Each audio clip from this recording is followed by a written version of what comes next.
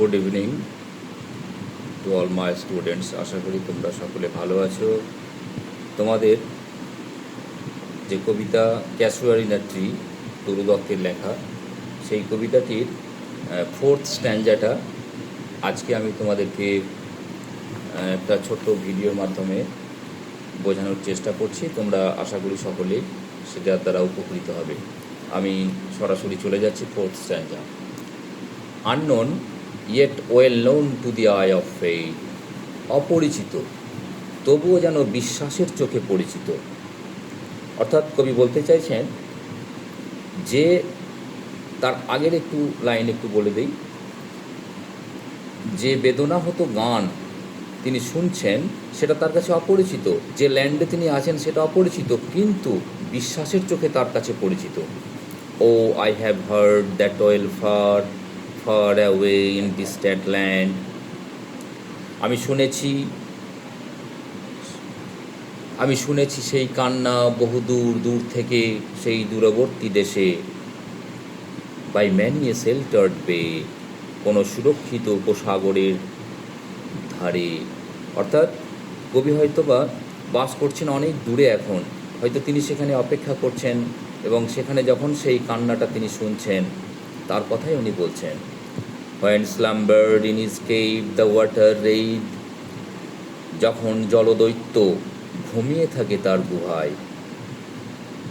And the waves gently kissed the classic shore of France or Italy, এবং France অথবা ইটালির কোনো সেই সমুদ্রের তীরে এসে তরঙ্গগুলি চুম্বন দিয়ে যায় সেই তটরেখায়, beneath the moon, সেই সূর্যে চাঁদের নিচে। When earth lay tranced in a dreamless swoon, যখন পৃথিবী স্বপ্নহীন অবচেতনা মূর্ছায় ডুবেছিল। অর্থাৎ পৃথিবী যখন আচ্ছন্ন ছিল, ড্রিমলেস শুন বলতে বোঝানো হয়েছে স্বপ্নহীন। পৃথিবীটার যখন কোনো লক্ষ্য ছিল না, পৃথিবীর একেবারে প্রারম্ভিক অবস্থায় যখন পৃথিবী আচ্ছন্ন ছিল। And every time the music rose, আর প্রতিবার যখন সেই সুর বেজে উঠেছে, before mine inner vision rose a form sublime, আর তখনই আমার অন্তর্দৃষ্টিতে ভেসে উঠেছে এক মহান রূপ। যখনই কবি এখানে বলতে চাইছেন যে তিনি সেই শুনছেন, তার সামনে ফুটে উঠেছে, যখনই সেই মিউজিক তিনি কানে শুনছেন, আর তার সামনে ফুটে উঠছে এক মহান রূপ, মহৎ রূপ। সেটা কার রূপ? সেটা তাই ফর্ম, তোমার রূপ। মানে হে ঝাউ গাছ, ও ক্যাসুয়ারিনা ট্রি, ওটা তোমার রূপ ফুটে উঠেছে আমার সামনে, যেন তুমি কান্নাকাটি করছো। As in my happy prime, আমার সেই শৈশবকালের সময়ে আমি যেমন তোমায় দেখেছিলাম। আই স দি, আমি তোমার যে রূপ আমি দেখেছিলাম। In my own loved native clime, অর্থাৎ আমার সেই নিজের প্রিয় মাতৃভূমিতে তোমাকে আমি যেভাবে দেখেছিলাম, ঠিক যেন সেই রূপ আমার সামনে ফুটে উঠছে। আশা করি তোমাদের এটা ভালো লাগবে।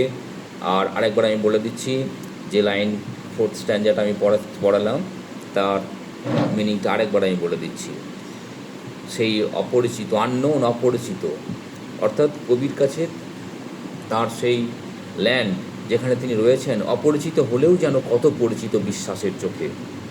তিনি শুনেছেন সেই দূরবর্তী দেশে থেকে এক কান্না শুনেছেন, অথবা তিনি দাঁড়িয়ে রয়েছেন সেই আশ্রয়স্থলে যখন জলদৈত্য ঘুমিয়ে থাকে তার গুহায়, এবং তরঙ্গগুলি আলতো করে চুম্বন করে যায় সেই ঐতিহাসিক তটরেখায়, সেই ফ্রান্স অথবা ইটালির সেই চন্দ্রের নিচে।